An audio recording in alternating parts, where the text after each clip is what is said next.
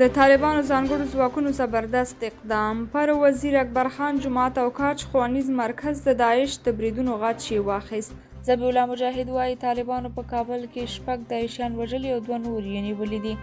طالب چارواکي وایي په کابل کې پرون ورځ او تېره شپه داعش پر ضد عملیاتو کې 2 تنه داعشیان نیولي او 6 نور یې وژلي دي. د طالبانو بیان ذبیح الله مجاهد شیبه وړاندې رسنیو ته استولې خبرپاڼه کې لیکلي لومړی عملیات د کابل په ختیځ کې وشول چې 2 تنه داعشیان پکې ووژل شول.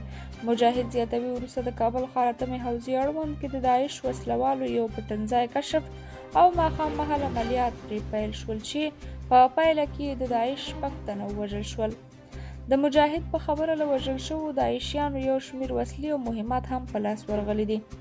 ذبیح الله مجاهد دا ادعا هم کوي چې وژل شوي داعش وسلوال هغه کسان وو چې په کاج ښوونیز مرکز د وزیر اکبر خان جومات او ځینو نورو سیمو کې د دغو بریدونو کې لاس درلود.